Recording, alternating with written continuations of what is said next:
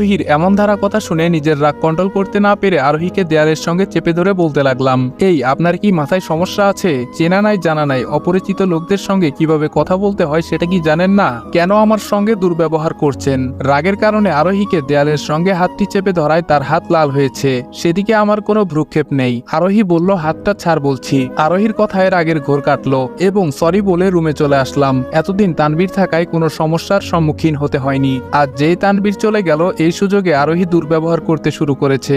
এখন এ বাসা ছেড়ে দিলেও তো রাস্তায় থাকতে হবে, আবার এখানে থাকলেও আরোহীর দুর্ব্যবহার সহ্য করতে হবে। কি করব কিছুই বুঝতে পারছি না। অপরদিকে আরোহীর অবস্থা। আরোহীর মা বলল, আরোহী খেতে আয়। আরোহী রেগে বলল, মা আজ আর খাবো না। আরোহী রেগে বলাতে তার মা কিছুটা আজ করতে পেরে বলে উঠল, আরোহী রেগে আছিস কেন? কেউ কি কিছু বলেছে তোকে?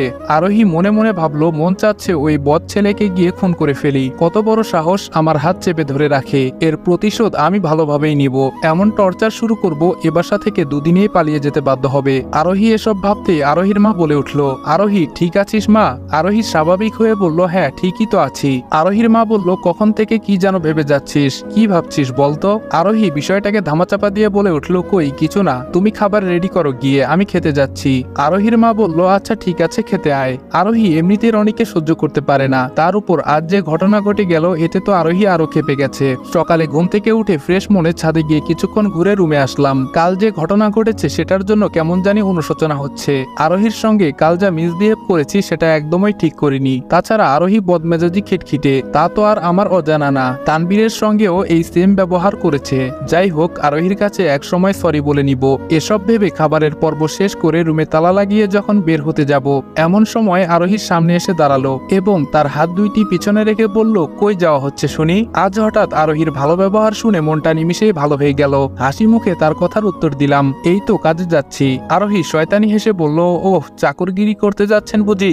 আমি আরোহীর এমন ধারা কথা শুনে নিজেকে অনেকটা অপমানিত বোধ করলাম। সাত সকালে আরোহী এমন অপমান করে কথা বলবে সেটা আমি কল্পনাও করিনি। তারপরও নিজেকে সামলে নিয়ে আরোহীকে বললাম, কর্ম কোনোটাই ছোট না। তাছাড়া আমি যথেষ্ট সৎ টাকা উপার্জন করি, চুরি করে তো আর খাই না। আরোহী বলল, চুপ, আর একটা কথাও বলবি না। কালকের ঘটনা কিন্তু আমি একটুও ভুলিনি। তোর সাহস দেখে আমি সত্যি অবাক হয়ে গেছিলাম।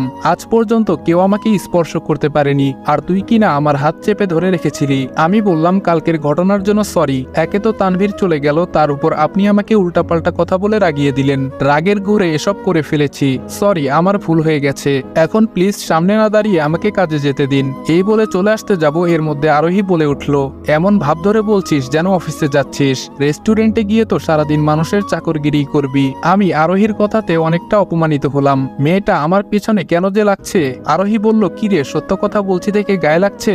আমি বললাম, আপনি শুধু দেখতেই সুন্দর, কিন্তু আপনার ব্যবহার একটুও ভালো না। মানুষের সঙ্গে কিভাবে কথা বলতে হয় সেটা আপনি জানেনই না। আর হ্যাঁ, আপনি আমার সঙ্গে কথা বলবেন না। এভাবে আরোহী এক এক সময় এক একভাবে আমাকে তাড়ানোর চেষ্টা করেই চলেছে, কিন্তু আমি তো যাচ্ছি না। প্রকৃতপক্ষে আরোহীদের বাসায় থাকার ইচ্ছাটা একদমই নেই, তারপরও আমাকে থাকতে হচ্ছে। বাসাটা পেলেই চলে যাব। আরোহীর এই মিসবিহেভ শুনতে আর ভালো লাগছে না। এভাবেই কেটে গেল আরো 6টা মাস। একদিন বাড়িওয়ালা আঙ্কেল এসে বলল, আমাদের বাসাতেই থাকছো, অথচ তোমার সঙ্গে একটু আড্ডা দিব তার সময়ও নেই। তুমি যখন আছো তখন আড্ডা দেওয়াই যাবে, তার আগে একটা কথা তো তোমাকে বলাই হয়নি। আমি বললাম, কি কথা আঙ্কেল? আঙ্কেল বললেন, কাল আরোহীর জন্মদিন। এই উপলক্ষে প্রত্যেক বছরই অনুষ্ঠান পালন করি, এবছরও তার ব্যতিক্রম করব না ভাবছি। আর হ্যাঁ, তুমি কিন্তু অনুষ্ঠানের শুরু থেকে শেষ পর্যন্ত থাকবে, কেমন? আমি বললাম, জি আঙ্কেল, অবশ্যই থাকবো। তিনি পুরো বাড়িটা ডেকোরেশনের লাইটিং এর আলোয় আলোকিত করে ফেলেছে। আর এইদিকে আরেকটা বাসাও পেয়ে গেছি, তাই ভাবছি আরোহীকে গিফটের সঙ্গে এটাও লিখে দিব, তাদের এখানে আর থাকছি না। জন্মদিনের দিন আজ আরোহীদের বাড়িতে আত্মীয় স্বজনে ভরে গেছে। সব জায়গায় আত্মীয় স্বজনে জমজমাট হয়ে আছে। আরোহীকে আজ সাদা ড্রেসে সাদা পরীদের মতো লাগছে। ও এমনিতে অনেক সুন্দরী, তার উপর আজ একটু সেজেছে, এতেই তাকে অনেক কিউট লাগছে। তো কিছুক্ষণ পর লক্ষ্য করলাম সবাই আরোহীকে গিফট দিচ্ছে। আরোহীও হাসি মুখে তাদের গিফট নিচ্ছে। আমিও আমার গিফটটা আরোহীর হাতে দিয়ে বললাম, এটা আপনার জন্য। আরোহী বলল, আমি কোনো ভাড়াটিয়ারদের দেওয়া গিফট নেই না। আরোহী এই বলে সকলের সামনে গিফটটি ফ্লোরে ছুঁড়ে ফেলে দিল। বাড়ি ভর্তি মেহমান, তারা সবাই আমার দিকে অবাক হয়ে তাকিয়ে আছে। আরোহী সবার সামনে এভাবে ছোট করবে সেটা আমি কল্পনাও করতে পারিনি। তারপর ফেলে দেওয়া গিফটটা হাতে নিয়ে আরোহীর সামনে দাঁড়িয়ে বললাম, গিফটটা না নিলে কোনো কষ্ট পেতাম না, কিন্তু বাড়ি ভরা মেহমানের সামনে এই অপমান না করলেও পারতেন। এইটুকু বলে সেখান থেকে রুমে এসে সবকিছু ব্যাগে গুছগাছ করতে লাগলাম। অন্যদিকে আরোহীর নিজের মধ্যেই কেমন যেন অনুশোচনা কাজ করছে। এতদিন রনিকে তাড়ানোর জন্য যাই করুক না কেন কখনো সবার সামনে অপমান অপদস্থ করেনি, কিন্তু আজ যেটা করলো সেটা মোটেও ঠিক করেনি। তাছাড়া বাড়ি ভরা মেহমান, তারা আমাকে কি ভাবছে? না, রনির সঙ্গে আমি মোটেও ঠিক করিনি। আরোহী আনমনে এসব ভেবে যাচ্ছে। তার ভাবনার ইতি টেনে মেঘলা আরোহীকে ঝাঁকিয়ে বলে উঠল, কিরে কেক কাটছিস না কেন? আরোহী বলল, হ্যাঁ কাটছি। আরোহীর জন্মদিনের অনুষ্ঠান এভাবেই শেষ হয়ে গেল, কিন্তু রনিকে তার ত্রিসীমানায় দেখা গেল না। আরোহী ভাবছে আবার সে বেহায়াদের মতো ফিরে এসে জন্মদিনে অংশগ্রহণ করবে। আরোহীর সে ধারণা ভুল প্রমাণিত হলো। তাকে আর জন্মদিনের অনুষ্ঠানের ধারে কাছেও পাওয়া গেল না। এবার একটু বেশি আরোহীর অনুশোচনা হতে লাগলো। অনুষ্ঠান শেষে যে যার মতো চলে গেল। আরোহী রুমে এসে বিছানায় গা এলিয়ে দিতে সেই গিফট ফেলে দেওয়ার দৃশ্য বারবার চোখের সামনে ভেসে উঠছে। কিছুই ভালো লাগছে না, এসব ভেবে যাচ্ছে আরোহী। হঠাৎ দরজায় ঠকঠক আওয়াজ। দরজা খুলে লক্ষ্য করলো তার মা দাঁড়িয়ে আছে। তারপর আরোহী কিছুটা স্বাভাবিকভাবে বলে উঠল, মা কিছু বলবা?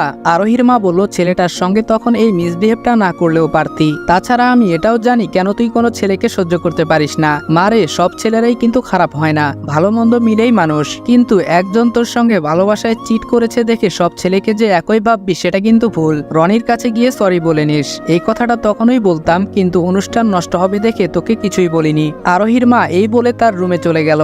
আরোহী শুধু নীরব শ্রোতাদের মতো তার মার কথা শুনছিল।